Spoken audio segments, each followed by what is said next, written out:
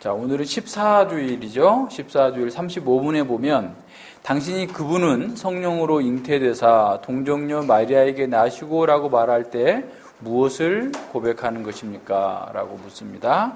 답은 하나님의 영원하신 아들, 참되고 영원한 하나님이시며 항상 그러하신 분께서 성령의 역사하심으로 말미암아 동정녀 마리아의 살과 피로부터 친히 참된 인성을 취하셨습니다.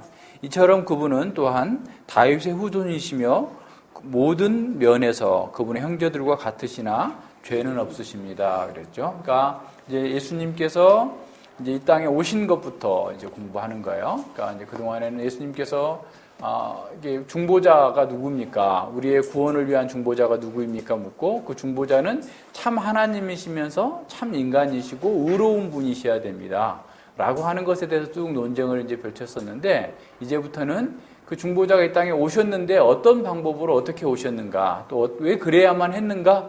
라는 것을 이렇게 공부하는 거죠. 그래서 이제 16문, 17문, 18문까지 앞에 다뤄졌던 부분들을 다시 한번 보여주고 있어요. 왜 그분은 참 사람이며 동시에 의로운 사람이어야 됩니까? 했을 때 참 사람이어야 되는 이유는 16문 보세요. 참 사람이어야 되는 이유는 하나님의 공의가 사람이 범죄했기 때문에 사람이 그 죄값을 치러야 되는데, 죄인인 사람은 그 죄값을 치룰 수 없기 때문에 의로운 사람이어야 된다라는 거야. 그러면 17문에서는 왜 동시에 참 하나님이셔야 되는가? 그러니까 하나님의 능력, 신성의 능력으로 우리 인생에 주어진 모든 죄의 짐을 없애기 위해서는 신성을 가지신, 영원하신 능력을 가지신 분이어야 된다라는 거야. 그래야만 우리에게 의와 생명을 우리에게 회복시켜 주실 수 있다라는 거죠. 자, 그러면서 18문에서는 그러나 누가 참 하나님이시면서 동시에 의로운 참 사람인 그 중보자입니까? 우리 주 예수 그리스도이십니다. 하나님께서 그분을 우리의 지혜와 의와 거룩과 구속이 되게 하셨습니다. 라고 했죠. 그러니까 이 6주일에 나와 있던 이 중보자의 자격과 이제 중보자로서 오신 그리스도께서는 동정녀 마리아에게 나셨다라고 하는 거예요. 그러니까 초자연적인 방식이죠. 누가복음 1장을 한번 찾아보세요. 누가복음 1장을 보면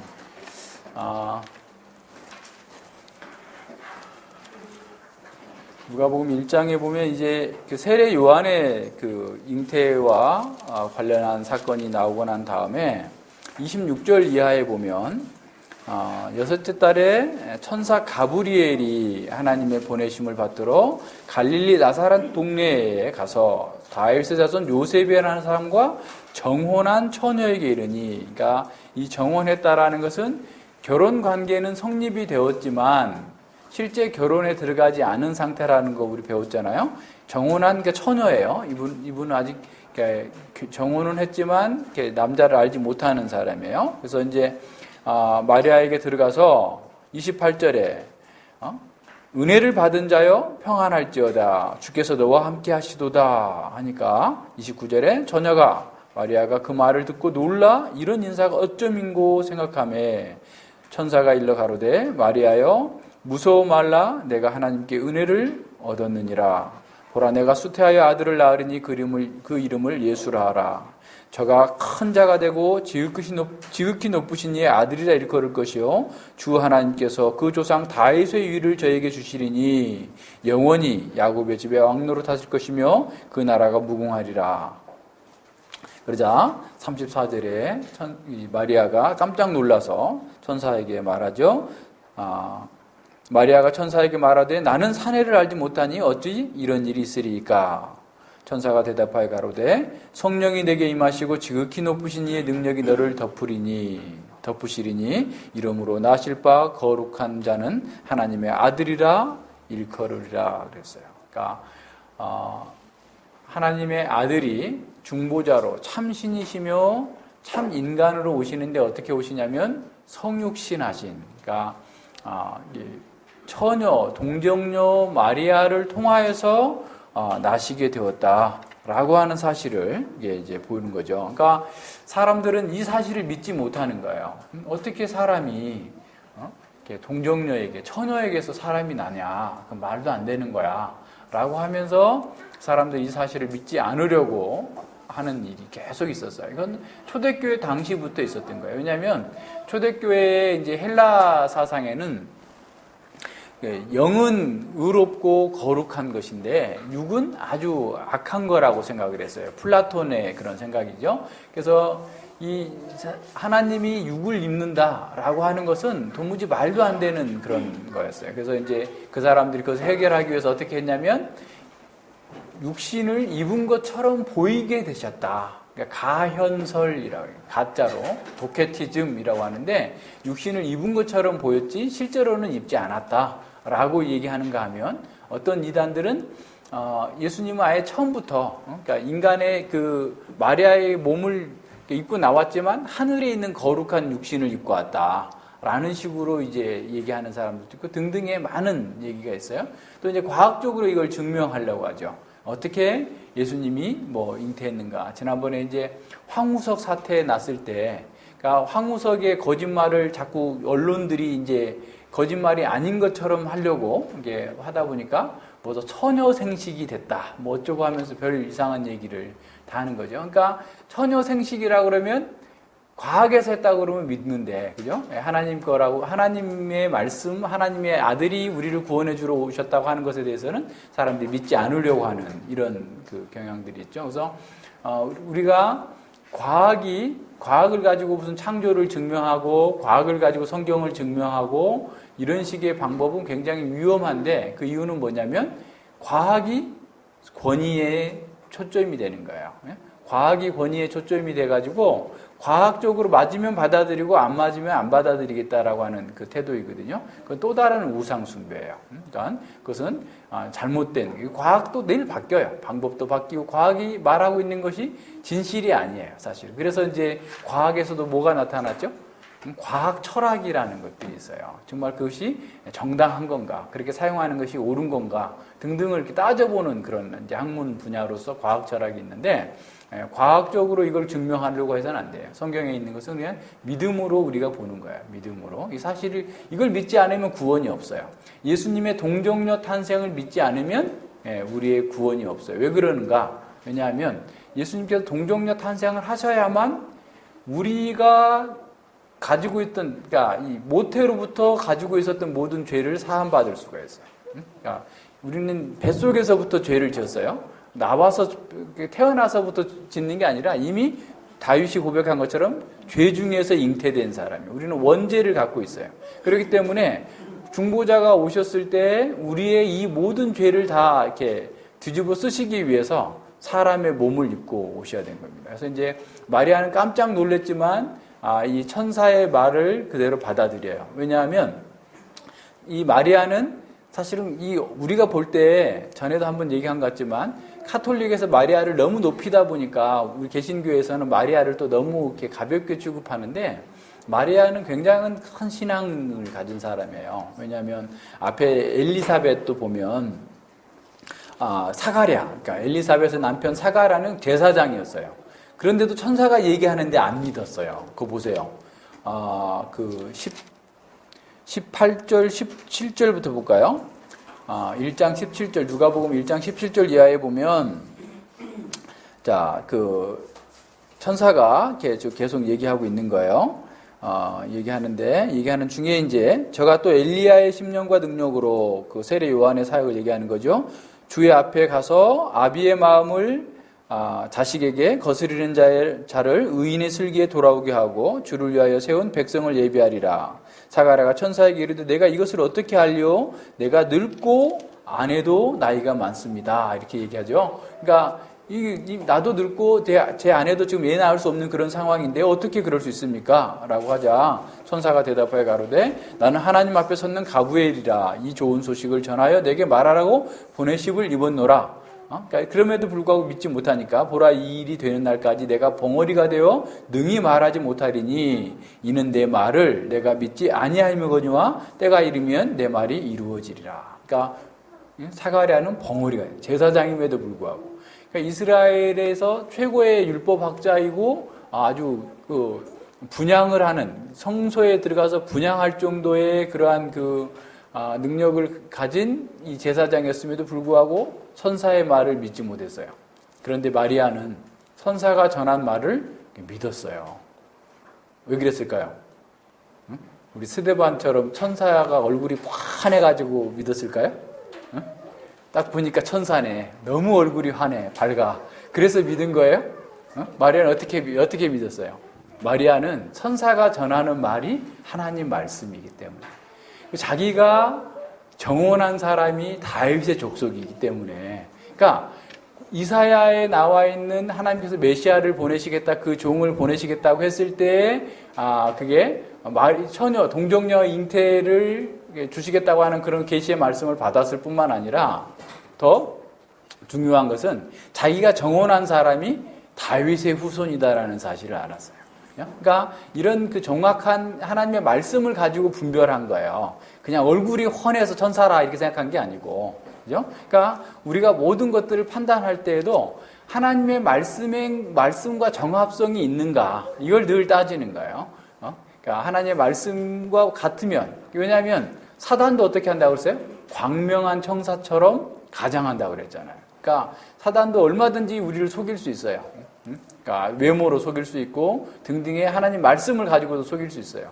근데 지금 마리아는 그걸 잘 분별해서 하나님의 사자가 가르쳐주는, 천사가 가르쳐주는 것이 사실이다라는 것을 믿었는데, 35절에 보면요, 자, 어떻게 그런 일이 있느냐에 대한 답이에요. 성령이 내게 임하시고 지극히 높으신 이의 능력이 너를 덮으시리니 이름으로 나실 바 거룩한 자는 하나님의 아들이라 일컬으리라 그랬어요. 자, 새로운 창조가 이루어지는 거예요. 여기서 덮는다라고 하는 표현은 창세기 1장 2절에 보면 하나님의 신은 수면에 운행하시니라 라고 하는 말과 같은 말이에요. 그러니까 창조할 때 하나님의 성령께서 그 수면을 이렇게 운행하시면서 창조하신 것처럼 지금 새로운 세상, 새로운 하나님 나라를 창조하시는데 성령님께서 마리아의 몸을 덮어서 마리아에게서 새로운 이 새 창조의 독생자가 탄생하도록, 선지하시는 독생자가 오도록 이렇게 만드시는 역할을 하는 것입니다. 그래서 성령께서 마리아를 덮으셔서 능력으로서 이렇게 보통 생육법, 그러니까 결혼의 관계를 통해서 자녀가 태어나는 것이 아니라 오직 순결하게 거룩한 상태로 태어나시도록, 죄 없으시도록 태어나시도록 성령의 힘으로 말미암아서 태어났다라는 거야. 이것이 가장 중요해요. 그렇지 않으면 예수님께서 성령으로 거룩하게 태어나시지 않았다면, 성육신하지 않았다면 우리의 구원, 우리의 원죄는 사라질 수가 없어요. 그러니까 예수님의 이 성육신의 상태, 이 성육신은 그만큼 중요한 겁니다. 그래서 늘 중간중간에 그런 이단들이 나타나는 거죠. 요한 1서 4장에서도 보면 그리스도께서 육신으로 오신 것을 믿는 자가 구원받은 자다라고 해요. 그러니까 그 당시에도 그걸 못 믿은 거예요. 어떻게 그럴 수가 있어? 어떻게 그럴 수 있다라고 생각하는 사람은 무슨 생각을 하는 거야? 자꾸 자기의 제한된 틀에서 보는 거예요. 그러니까 우리가 이게 성육신, 하나님의 이 사건은 초월적인 사건이에요. 초월적인 사건. 다시 말하면 창조를 믿어야 이걸 믿을 수 있는 거예요. 그러니까 하나님께서 초월적인 능력을 가지고 이 세상을 창조하셨다라는 것을 믿는 사람은 하나님께서 그 일을 하시는 것은 너무나 쉬운 거죠. 다 없는 거 없애는 것도 새로 만드는 것도 어떤 것도 쉬운 일인데 자꾸 자기 틀 안에서 그걸 계산하다 보니까 믿을 수 없는 일이다라고 생각을 하는 거예요. 그래서 하나님의 아들이 이 땅에 오셔서 초자연적으로 오신 거죠. 근데 초자연적으로 오셨지만 모든 것을 초자연적으로만 또 행하시는 어떤 기적적인 행보를 하신 것이 아니라 우리가 똑같이 나고 자라고 또 슬픔과 고통과 이렇게 눈물을 흘리셨어요. 자, 예수님은 우셨을까요? 안 우셨을까요? 태어나셨을 때. 우셨어요. 예수님은 또 참 사람이시잖아요. 그러니까 하나님으로서는 울지 않으셨지만 우리와 똑같은 동일한 이 육신을 입으셨어요. 그러니까 마리아에게서 그 몸을 받으신 게 어떻게 보면, 그죠? 그래서 예수님도 우셨어요. 예수님 배고프셨어요. 예수님도 슬프셨어요. 그러니까 우리의 모든 삶을 다 체휼해. 예? 다 체휼하셨어요. 그래서 이제 누가복음 2장 50절 52절 보세요. 누가복음 2장. 예. 자, 예수님이 12살 때 있었던 그 사건을 보면서 52절에 보면 예수는 그 지혜와 그 키가 자라가며 하나님과 사람에게 더 사랑스러워 가더라 그랬어요. 더 은혜로워지더라 라는 뜻이에요. 그러니까 예수님께서는 그 지혜와 키가 자랐어요. 똑같아요. 그러니까 신성으로서는 완전하신 분이지만 인성으로서는 계속해서 우리처럼 자란 거예요. 혜성이가 키가 자라고 지혜가 자라고 사랑스러워지는 것처럼 점점점 예수님도 그렇게 됐어요. 그러니까 인성을 입으신 분이에요. 예수님께서. 그래서 예수님도 이 동정녀 마리아의 살과 피로부터 참 인성을 취하셨어요. 그래서 예수님은 다윗의 참후손이며 모든 면에서 그분의 형제들과 같은 우리와 같은 어떤 인성을 입으셨어요. 똑같아요. 그러나 죄는 없으시다라고 하는 사실을 늘 기억해야 됩니다. 그러니까 예수님이 우리와 동일한 그 육체를 입지 않았다면 우리의 모든 삶을 이해하지 못하실 거고 우리의 삶에서 짓는 죄를 해결해 주실 수 없어요. 예수님께서 우리와 동일한 몸을 입고 우리에게 이루어진 우리가 받아야 될 저주를 다 받으신 분으로서 예수님은 우리가 동일한 인간의 몸을 입지 않으면 안 되었다라는 거예요. 자, 그러고 나서 이제 그 사실을 안 요셉은 이 마리아를 이렇게 왜냐하면 사생아가 되지 않기 위해서 이혼하지 않고 바로 결혼을 들어와서 아이가 낳기까지 예수님 잉태하시기까지 이렇게 같이 살지만 동침하지 않았다라는 거예요. 그래서 그 뒤로 이제 예수님의 육신의 동생들이 있죠. 야고보 쭉 이런 동생들은 유다 이런 사람들은 이제 그 정상적인 출생법에서 나왔지만 예수님은 이제 동정녀 마리아에게서 몸을 취하셨다라고 하는 사실을 우리는 믿어야 돼요. 그래서 이제 예수님께서 우리에게 이 놀라운 은혜를 우리에게 베풀어 주신 것은 우리의 죄를 없애주기 위해서 그리고 우리의 연약함을 체휼하시고 우리가 가지고 있는 모든 죄를 제거하기 위한 중보자로서의 삶을 살기 위해서 반드시 그렇게 해야만 됐다라고 하는 사실을 늘 기억해야 됩니다. 그래서 이제 예수님은 우리와 똑같은 몸을 입고 부모님에게 순종했고 우리와 똑같은 연약한 그 상태에서 이 땅에 오셔서 여러 가지 생사고락을 다 체휼하신 그런 분이시다라고 하는 사실을 늘 기억해야 됩니다. 자, 중보자에 대해서 좀 보죠. 그러니까 아까 35문에 다시 보면 자, 예수님이 우리의 중보자가 되려면 영원하신 하나님의 아들이어야 돼요. 이게 참되고 영원한 하나님이시며 항상 그분께서 성령의 역사하심으로 말미암아서 그러니까 참되고 영원하신 원래부터 선지하신 하나님께서 이 땅에 오신 거예요. 그러니까 이 땅에 오셔가지고 어떻게 하나님의 아들이 된 것이 아니라 선지하신 하나님의 아들이 이 땅에 오신 거고 성령의 역사하심으로 말미암아서 출생하신 거죠. 그래서 이 성육신의 비밀은 사실은 어떻게 보면 경건의 비밀이라고 그랬어요. 그러니까 디모데전서 3장 16절에서 크도다 경건의 비밀이요 그렇지 않다 하는 이가 없도다. 그는 육신으로 나타나신 바 되고 영으로 의롭다 하심을 입으시고 천사들에게 보이시고 만국에 전파되시고 세상에서 믿음 받으시고 영광 가운데서 올리우셨음이니라 그랬어요. 그러니까 경건, 하나님을 기쁘시게 하는 첫 번째 조건은 어떤 거냐면 하나님께서 성자 하나님께서 인간의 육신을 입고 성육신하셨다. 동정녀로 말미암아 출생하셨다라고 하는 사실을 믿는 것에서부터 출발하는 거예요. 신비한 비밀이에요. 그렇지만 그것은 우리에게는 정말 은혜와 찬양의 비밀인 거죠. 그러니까 이것을 믿을 수 있는 사람은 어떤 사람이냐면 자신이 어떤 사람인지를 깨닫는 사람이에요. 자기가 죄인이라는 사실을 깨닫지 못하고서는 성경에 있는 어떤 진리도 받아들일 수가 없어요. 왜 하나님은 누구는 구원해 주시고 누구는 구원해 주지 않는가? 막 따지죠. 왜 그럴까요? 자기가 지금 자신의 실상을 보지 못했기 때문에 그래요. 자기의 죄가 발견되지 않았기 때문에 자기가 마치 굉장히 의로운 사람이라고 착각하고 있기 때문에 하나님께 대해서 이런쿵 저런쿵 이게 말이 많은 거예요. 쉽게 말하면.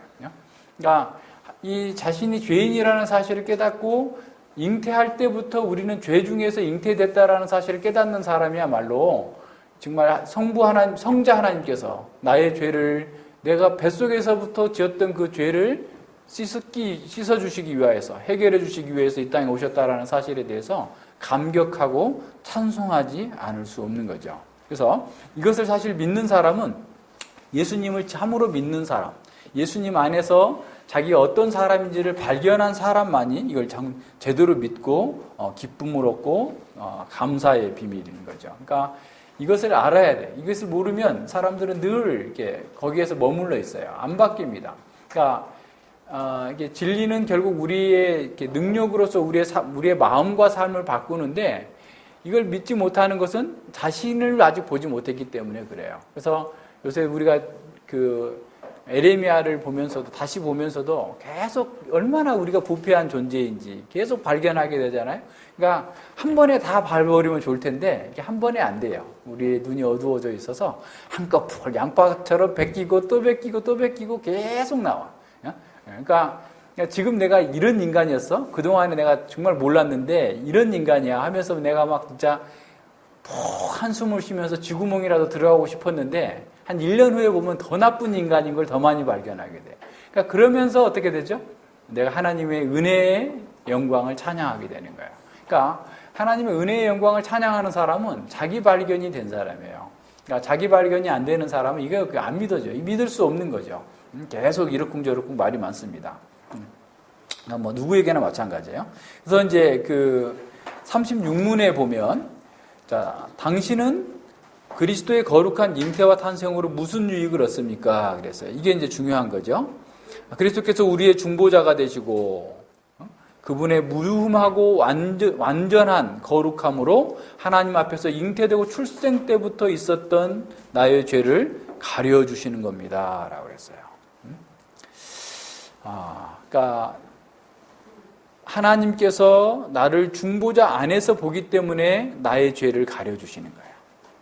그러니까 예수 그리스도 안에서 나를 보기 때문에 내 죄가 가려집니다. 그러니까 내가 하나님께 예배를 드릴 때에도 내가 뭘 잘해서 예배 드리는 사람은 아무도 없어요. 예배할 수 있는 그 근거가 없어요, 우리에게는. 근데 예수님 안에 들어가 있기 때문에, 예수님의 보혈로 감싸져 있기 때문에, 예수님의 은혜로 감싸져 있기 때문에 비로소 우리는 예배할 수 있는 자가 되는 거예요. 예배할 수 있도록 하나님께서 우리를 이끌어 주시는 것이죠. 자, 그래서 우리의 죄를 가려주시는데 우리가 시작되는 그 순간부터 우리는 죄밖에 안 지었거든요. 그래서 그 죄부터 없애버리시려고 그 죄부터 다 사해 주시기 위하여서 우리가 예수님께서 성육신 하실 때 동정녀 마리아의 태 속에서부터 이루어져야 된다라는 거죠. 그래서 시편 51편에서 말하고 있는 것처럼 다윗이 말한 것처럼 고백한 것처럼 어머니의 태 속에서부터 우리는 죄를 지었다라고 하는 사실을 고백하는 것이죠. 그래서 우리의 중보자께서 우리의 모든 죄, 아담 이후에 지었던 인간의 모든 죄를 사해 주시기 위한 유일한 길은 어떤 거냐면 동정녀를 통하여서 죄 없는 육신을 가지고 와서 흠없이 우리를 위해서 사시고 그리고 십자가에 못 박혀 죽으시는 것까지 나아가야 되는 거죠. 그러니까 우리는 잉태에서부터 죽는 순간까지 계속해서 죄가 나오는데 그 죄를 한 번에 다 가려주시려면 잉태하는 순간부터 해주셔야 되는 거예요. 그러니까 예를 들어서 혜윤이가 10살 때까지 지은 죄에 대해서는 혜윤이가 처리하고 그 이후부터는 내가 예수님이 처리한다. 그러면 혜윤이는 하나님 나라에 갈 수가 없죠. 그러면 혜윤이가 태어날 때부터만 하면 뱃속에 있을 때 10달 동안 있었던 죄가 해결되지 않는다면 어떻게 되겠어요? 안 되는 거예요. 그래서 하나님의 아들이 그 뱃속에 있을 때부터 우리가 지었던 죄를 다 가져가시기 위해서 우리의 모든 죄를 가리시기 위해서 사해 주시기 위해서 동정녀를 통하여서 잉태하시고 이 땅에 오셔야만 됐다라고 하는 사실이에요. 그러니까 이렇게 중요한 거예요. 그러니까 모든 면에서 우리는 이 죄의 전체성을 다 생각해야 돼요. 그래서 우리의 모든 것들이 다 굽어져 있어요. 그래서 굽어진 것을 다시 펼 수 없는 그런 상태로 인간이 떨어져 있기 때문에 그것을 해결할 수 있는 유일한 방법은 오직 하나님의 아들께서 이 땅에 오시는 것이다 라고 하는 사실을 우리가 보게 되는 거죠. 그래서 우리 모든 면에서 예수님의 그 성육신의 신비, 이 기적은 우리가 어떤 과학적으로 이성적으로 그것을 이렇게 풀려고 해서 되어지는 게 아니에요. 이거 믿음으로 받아들이는데, 그 믿음이란 어떤 거냐면 결국 내가 죄로 죽어 있었다, 영원한 멸망받아야만 합당한 자였음에도 불구하고 하나님께 나를 구원하시는 방법이 이와 같다라고 하는 사실을 아는 사람만이 이 구원의 은혜에 감격하고 기뻐하고 감사하게 되는 거죠. 그래서 우리는 세상 사람들은 못 믿어. 이거 아무리 가르쳐줘도 이해가 안 돼. 어떻게 이해가 되겠어요? 그럼 누구에게 이해가 될까요? 누구한테 이해가 되죠? 자기가 죄인이라는 사람이 발견된 사람에게만 이게 이해가 돼요. 그러니까 아직도 이해가 안 된다. 그러면 하나님과 싸우세요. 하나님, 저 이해가 안 되는데 어떻게 하면 좋아요? 그럼 하나님께서 이건 이렇고 이건 이런 거야 하면서 쭉 가르쳐 주는 게 아니라 우리의 죄를 보여주세요. 욥과 마찬가지죠. 욥이 하나님께 대해서 얼마나 불평을 많이 해요. 욥은 정말 거룩한 사람이었어요.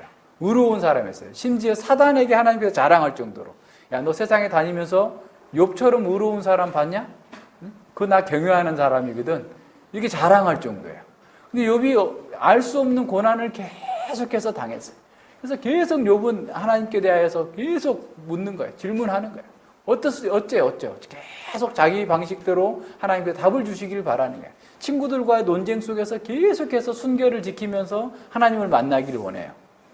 근데 하나님께서, 야, 욥아, 너 고생 많았지? 사실은 이러이런 일이 있었단다 하면서 쭉 설명해 줬으면 욥은 그랬었군요, 그랬을 텐데 전혀 그렇지 않고 하나님 앞에서 네가 누구냐 하면서 그냥 계속 오히려 하나님께서 따발총처럼 욥에게 질문 공세를 펴니까 욥이 뭐라고 그러죠? 제가 무지한 말로, 나같이 더러운 인간이 감히 하나님께 대하여서 항변했다니 있을 수 없는 일입니다. 내가 티끌과 재 가운데에서 회개하나이다 라고 자복하는 거예요. 자, 우리에게도 마찬가지예요. 우리에게도 사실은 하나님의 말씀이 이런 것이 불합리하고 이건 안 맞는 것 같고 이건 어쩌고 저쩌고 막 얘기했어요. 그죠? 그럴 때 하나님께서 이건 이런 거야 하고 이성적으로 우리에게 가르쳐 주시는 게 아니라 우리의 진정한 실상을 보여줘요. 네가 도대체 어떤 인간인데 너 한번 봐라 하면서 성경으로 딱 나 자신을 보여주면 어떻게 돼요? 이제 입을 다물고. 그래서 율법은 어떻다고 그랬어요? 모든 사람의 입을 가린다 그랬어요. 로마서 3장에서 바울이 얘기하고 있는 거죠. 그러니까 율법 앞에 드러난 인간의 실상을 보기 전에는 결코 이게 깨달아질 수 있는 게 아니에요. 신비예요, 신비. 그런데 우리에게는 오픈된 신비, 알려진 신비예요. 정말 감사한 거죠.